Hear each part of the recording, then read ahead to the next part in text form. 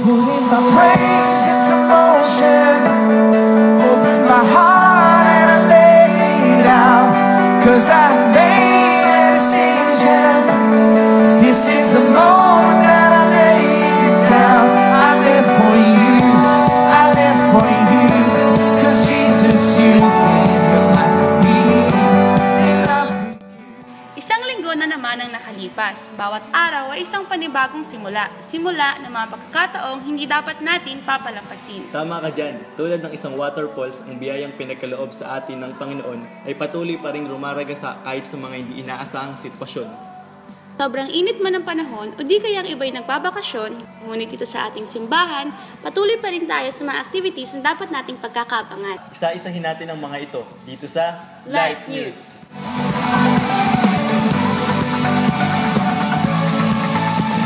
Naidaos ng maayos noong nakaraang linggo ang ating Barefoot Sunday. Kami ay lubos na nagpapasalamat sa lahat ng dumalo at nakibahagi ng kanilang mga biyaya. Sa mga hindi nakadalo, heto ang mga naganap. Sa Panginoon, Lord, bawat step is a prayer.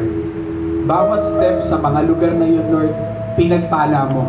Nilinis mo yung daanan na aming hinakbangan, Panginoon, as we continually redeem this place sa mga ibang Jesus, we love you. Oh, how we love you. You are the one our hearts adore. The hopeless have found their hope. The orphans now have a home. Is the Lord will fight for us in the middle of the journey? The Lord didn't fight for you during or before the journey, because you have to make a decision to accept Him. Once you accepted Him as your Lord and Savior, while you are going through the journey, that is when the Lord will fight for you. Instead, you took these rags and Mamayang hapon na magaganap ang pangalawang pagtitipon para sa Leader Intensive Coaching. Ito ay magaganap 5 to 7 p.m. sa Life Church Auditorium. See you there, champions!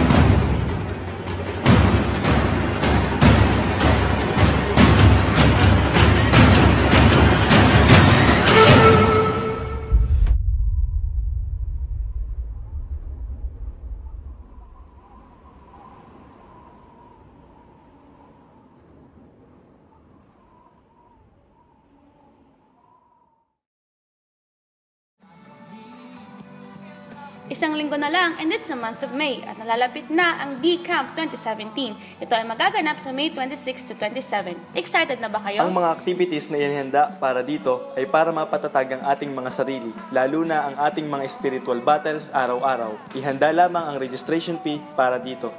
Kita-kits, champions! Kaya, huwag nating palalampasin ang mga ito. Kahit minsan lang ito mangyari sa ating simbahan, kami ay nakakasigurado malaki ang maitutulong nito para sa atin. Kaya sa lahat ng naririto, we welcome you here and we hope that you will find peace in everything that you do. God will always be with us. Ako si Reyna.